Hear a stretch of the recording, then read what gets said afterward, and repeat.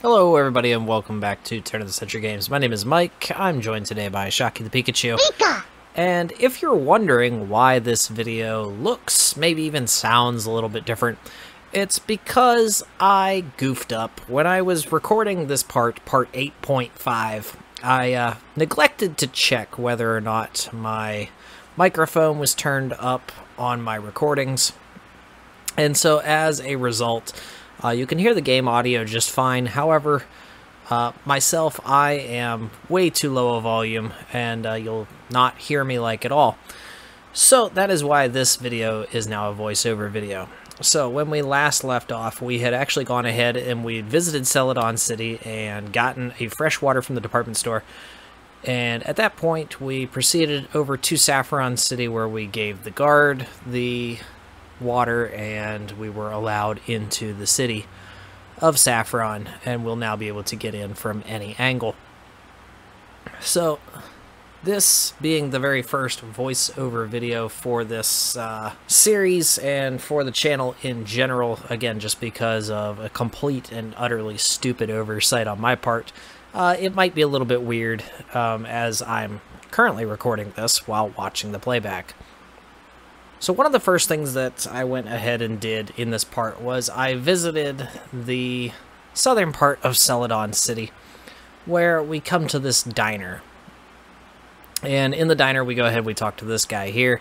He gives us a coin case for the game corner, which basically allows us to play the slot machines inside of the game corner, obviously. Now at the game corner you can go ahead and you can get prizes for trading in coins. It's basically simulated gambling in Pokemon.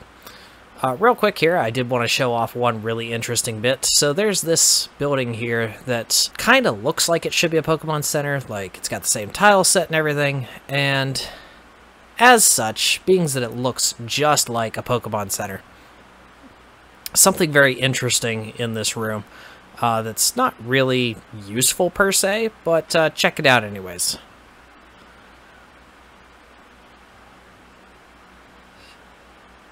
So you can see right there, we actually accessed a ghost PC because this room does use the same tile set as the Pokemon Center. They actually forgot to remove the trigger for the PC in the Pokemon Center. So there you saw, we just swag PC'd the ghost PC. Neat little thing that we can show you there. Like I said, completely useless. I mean, unless you were like on your way to Erica's gym and you realized that you forgot to withdraw a certain Pokemon. Because you can't heal there, you can really only access your items or your Pokemon. So there you saw, we picked up a PP up. And so, walking back to the game corner, we find 100 coins. And then we talk to this gentleman here, and he gives us another 20. And so this here is going to be enough for a Pokemon that we kind of need to get another Pokemon. Here we can go ahead and in blue version only, you can trade 120 coins for an Abra. If y'all remember correctly, back on Route 2, there was a trainer that would trade us a Mr. Mime for an Abra. Now the way the in-game trades work, when you trade a Pokemon to an in-game trainer for another Pokemon that you can only get through a trade, the Pokemon that you receive is the exact same level as the Pokemon that you trade. So, in our case here, this Abra that we got is a level 6 Abra, and when we trade it for Mr. Mime, we will get a level 6 Mr. Mime. Proceeding back into the Rocket Game Corner, the thought process here was to go ahead and use the Rocket Game Corner, gain access to it, because there are trainers in the basement that yield certain version-specific Pokemon that are version-specific to the red version so that we could trainer fly glitch them. So his Pokemon in general don't pose any real threat to me. Obviously it goes ahead and it survives a dig, which is kind of shocking, being that dig has stab bonus, stab standing for same type attack bonus. And in Generation 1 only, Dig is a 100 power move. So that is technically a 200 power move from Sandslash, who has a very high physical attack stat. Kind of impressive that Raticate survived it. So the Zubat comes out. We are going to be attacking it with Shocky the Raichu now. You guys will remember from part 8, we did go ahead and evolve Shocky. So we defeat this rocket, and he is going to go, and he is going to make his boss aware that, hey, somebody might be discovering our base here soon. So you can see there's no entrance here. And then we interact with the poster that he was observing, and there's a switch there. We push it. That opens up the underground for us so that we can start doing what we need to do down here. So skipping ahead, we proceed to the west of Celadon City. There's this little tree here out on this route. We're going to go ahead and we're going to use Paris to cut it down. And cutting this tree is going to get us access to a move that is very, very useful and is going to become a permanent part of my repertoire. And that move is the move Fly. So what Fly allows you to do is, inside of battle, it kind of acts the same way as Dig, except instead of being a ground type move, it's a flying type move. And the other thing is that this is an HM move. So once it's taught to a Pokemon, it cannot be unlearned, which is where my hesitation to teach it to Fearow here is. So Fearow right now has the moves Peck, Growl, Leer, and Fury Attack, which is a fairly decent moveset. However, Peck is a fairly low-powered flying type move. We do want to eventually get a better flying type move, and Fearow will eventually learn Drill Peck, which is a phenomenal flying type move from Generation 1. Arguably, in my opinion, it's probably the best flying type move. But Fly is an equally good move for the time being, and realistically, I really want to be able to fast travel. So we are going to forget Peck, and Fly is going to become a permanent part of the moveset. We've actually flown back to Pewter City here, where we are going to, where we've withdrawn the Abra from our PC box, and we're actually going to travel south back down to Route 2 into, we're headed down towards Viridian City, where we're going to come back to this house where this kid is that wants to trade us, and for some reason I thought that was the wrong house. Turns out it was the right house. We are going to trade this person our Abra for their Mr. Mime, which we are never going to use, because it's only level 6, and Mr. Mime does not evolve. So there's very little point in keeping it around. But we're going to show you the trade animation, because it's pretty cool. So our Abra goes over to Trainer. Remember in Generation 1, trainers didn't have names. They were just pretty generic. They were Youngster, Sailor. Starting with Generation 2 is when every NPC trainer actually got a name. So you'd have like Hiker Billy, or you'd have, you know, Psychic Sam, whatever. So there's Mr. Mime. Ugly thing that it is. And it has like one of the worst names ever in the history of Pokemon games. Its name is Marcel. And yeah, we're never going to use it, so I almost immediately go back up to the Pokemon Center and deposit it to withdraw my Fearow, which I deposited just to make room for it. So here we are, back in the Pokemon Center. We've deposited Marcel, the Mr. Mime. We're going to jump on Fearow. We're going to fly to Cerulean City, where we can go ahead and initiate the Trainer Fly glitch. Just like we did back in Part 4 for the Mew, we are going to go ahead and come up to the top of Nugget Bridge here, where we will be able to initiate a Trainer Fly glitch. Now, I did make room in my party to have one available Pokemon. However, I eventually ended up not using a move such as Growl to lower the attack stat of the trainer Pokemon that I fight. So the Pokemon that we're going to encounter here is going to be level 7. And you guys will see here in just a moment. We're going to fly to Celadon, because we are going to use a rocket in the rocket hideout to get a particular Pokemon to spawn here. Okay, so navigating this maze here in the rocket hideout, kind of a pain in the butt. I'm kind of glad that I'm just doing this particular part of the game as kind of sort of a bonus content episode because A, this voiceover just seems kind of janky. We'll see how it turns out in the end. And B, we didn't really make any progress here. We just kind of caught a couple pokes in this video, so we're gonna fight this guy. This guy here has 3 Pokemon, and the very last one is the one that we want to fight to get the target Pokemon here. So we're gonna go ahead and we're gonna skip ahead to the point where we're fighting him. We've finished him off, and now we're going to dig out. The last Pokemon that he used was a Drowsy. And this Drowsy, so we go ahead and we dig out. We end up back in Lavender Town because that's where we saved last. Or where we healed last, rather.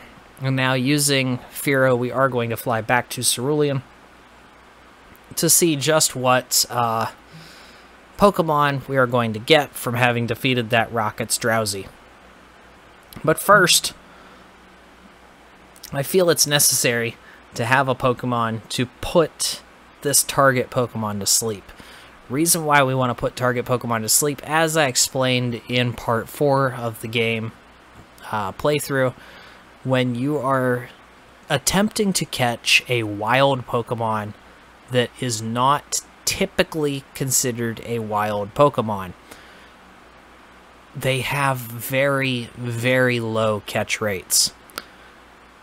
So, quickly here, I realized that Wigglytuff was not the best choice for this, being only level 5. I wanted something that would be a little bit better. So I grabbed my Drowsy that I caught over on Route 4 because it knows Hypnosis. Hypnosis can put things to sleep. It's also higher level than the target Pokemon's going to be. The target Pokemon here is going to be level 7, and our Drowsy's level 13, which makes it perfect. We go ahead and we heal up, and then we are ready to move on to the fight with the target Pokemon. Okay, so proceeding up to Nugget Bridge, you'll notice we do get our start menu pop-up, and upon closing it, this particular Rocket Grunt's Drowsy yields the Pokemon Hitmonchan. So Hitmonchan is an event Pokemon. In the game, there's a fighting dojo in Saffron City, which once you beat it, you can obtain one of 2 Pokemon, either Hitmonchan or Hitmonlee. Hitmonchan is by far the weaker of the 2 of them. Hitmonlee has a much higher attack stat and is just better overall. Reason being is that fighting type moves in general in Generation 1 are relatively weak. Hitmonchan does learn all of the elemental punches, however its special is so low that it's not really a viable option for it. So in reality, its only real attacking moves that are going to be any good at all are going to be its punching attacks. So Mega Punch, which it could learn through TM, Comet Punch is fairly decent, and then you have a couple other fighting type moves such as Submission or Counter that it could learn, but both of those moves are generally not very good. Hitmonlee is the much better fighting type Pokemon with Jump Kick and High Jump Kick respectively. So you're going to see here I am attempting to catch this Pokemon, this Hitmonchan, with Great Balls, and it's not going over so well even when it's asleep. So keep in mind that sleep when using a Great Ball automatically gives you, I believe it's a 15% chance. You'd have to go back and reference part 4 because I do have a chart up there when I was trying to catch the Mew that tells you what how sleep affects the Great Ball catch percentage. By far and away, in Generation 1, the Great Ball does give you the highest percentage chance to catch a Pokemon, even better than an Ultra Ball, because the Great Ball performs overall better in most all situations, as opposed to the Ultra Ball, which really only performs exceptionally well when the Pokemon is below a quarter of health. So here I'm just kind of trying to figure out a way that I could go ahead and damage this Hitmonchan without really taking it out. I do instead opt to try throwing a different type of Pokeball, just a regular Pokeball, to see if that helps any. Obviously it does not. And again, this comes back to Hitmonchan being a Pokemon that is not intended to be caught in the wild. Hitmonchan, by itself, being that it is an event Pokemon, being that it's not intended to be caught in the wild, has a very, very low percentage, has a very low chance, like a very low catch rate. So on a scale of 255, Hitmonchan, I believe, has like a 3. That would actually, well, no, it'd be slightly higher than a 3, because Mewtwo has a 3. So if I had to guess, Hitmonchan's probably like a low teen. I could probably look it up on Bulbapedia, and I'll put it up on the screen here for you guys. But Hitmonchan does have a very low catch rate. So now that I've leech seeded Hitmonchan, it's very, very important that I get it back to sleep so that I can go ahead and attempt to catch it before Leech Seed completely drains its health. And you'll see that I have some trouble doing that because a couple times in a row, Hypnosis does not hit. So right off the bat, I just try another Pokeball. That doesn't help. That actually wasted a turn. You can see the disappointment there on my face.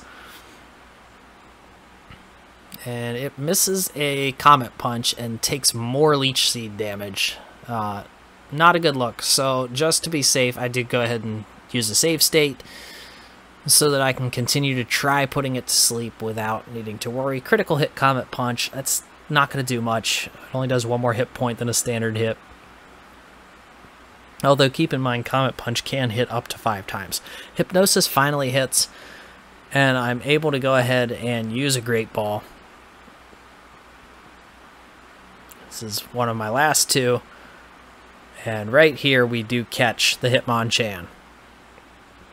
So that is 1 Pokemon down. I will be able to go to the Fighting Dojo to get Hitmonlee at a slightly later time.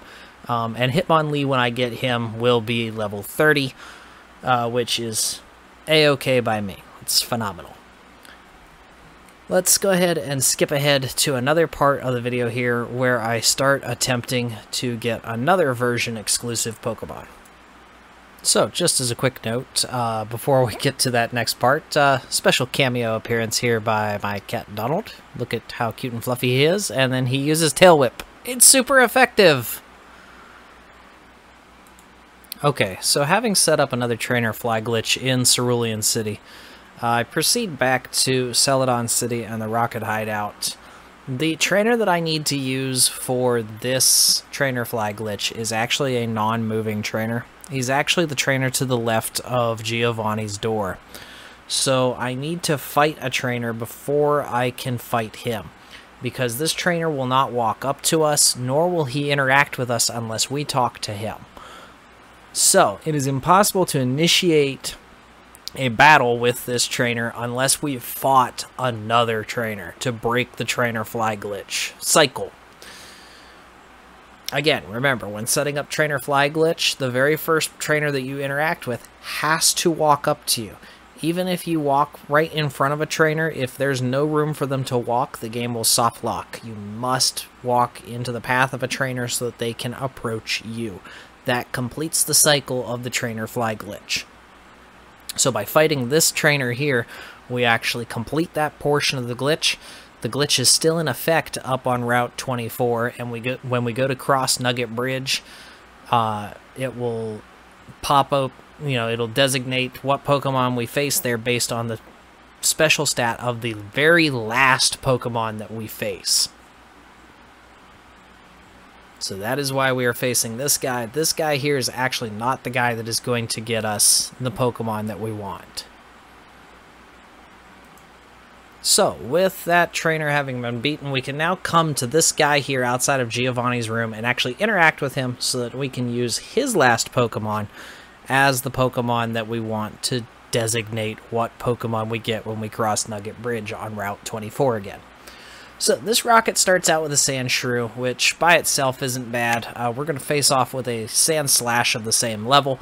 So right away we are going to have a speed advantage. And looking back on this fight, I kind of wish I would have gone with dig instead of slash. I feel like it might have done more damage. But my slash is doing way more damage than his slash because I get 2 critical hits, whereas he didn't get a critical hit at all. And that's an easy win for our sand slash. And he grows to level 24. So now this rocket grunt is going to use Ekans. Ekans, of course, is a pure poison type, so it is super effective weak to ground type moves. So of course we're going to use dig. So it being a poison type, us having same type attack bonus, and that being a base 100 power move, that is immediately a power 400 move against that little Ekans. It stood no chance against dig. Now, of course, his last Pokemon to come out, I consider changing, and let's see if I do, because I don't remember if I did or not. Nope, I did not, so it's Sandslash versus Sandslash. And, of course, I'm going to cheat a little bit, because the game is allowed to do it. Why can't I? We're going to hit Sand Attack, so that it can't attack me as often. And I'm going to try using Slash, because, of course, I'm going to get critical hits. Slash is such a good move. Slash along with Razor Leaf, and there's another move that has a high crit ratio. I'm trying to remember what it is. Somebody can let me know down in the comments because I don't remember right away, but I know that Slash and Razor Leaf are 2 high crit ratio moves in Generation 1.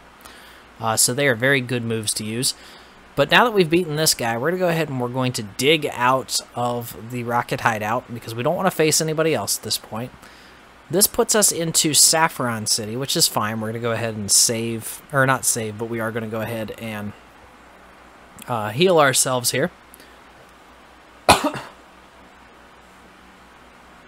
How very convenient I cough as I'm doing the voiceover, pretty much right as I'm coughing on the video. You'd almost think that I timed this. Anyways, jumping on Firo, we go ahead and we are going to fly to Cerulean City.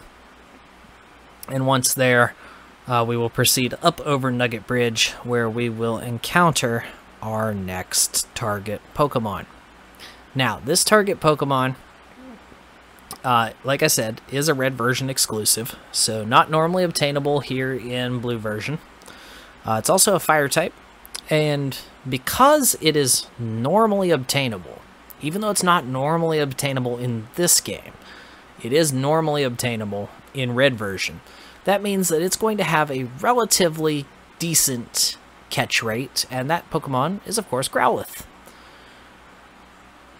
So you'll see right off the bat here, we lead with Drowsy again, because even though it has a decent chance to be caught, I do want to try putting it to sleep. I think it's worth attempting at any rate. So we go ahead, we put it to sleep, and I'm going to save state here just so that I don't goof it up. Because in truth, I did go ahead and goof this up with the Rocket Grunt that holds the lift key in the Rocket Hideout. His first Pokemon would also yield a Growlithe, however, I completely destroyed him, and his Zubat, which is his second Pokemon, actually yields a Ghastly. So I goofed that one up, and I had to come back and try it again. This is actually my second attempt to get Growlithe, and here you can see we go ahead and we get Growlithe just fine, adding it to our Pokedex. Oh, it's a puppy! A 42-pound puppy! That's no puppy! You can see it on my face there. That's not a puppy! But we're not going to give it a nickname. It's going to be transferred to the PC box. And then I myself go ahead and heal at the Pokemon Center. We've added 3 Pokemon to our Pokedex, as you can see me counting there in the lower right-hand corner. And that's all we really did this video. I spent an hour. Out of that hour with butchered audio, as of recording this audio for this voiceover, you can see I got about 27 minutes. So thank you guys so much for stopping in, checking out the channel, checking out the video. If you guys like the content, please go ahead and consider giving us a like, subscribe, follow, get the bell on. If you guys have Facebook, follow us on our Facebook page at Turn of the Century Gaming. Until next time, guys, my name is Mike. This is Shocky the Pikachu. And I hope you all have a good one.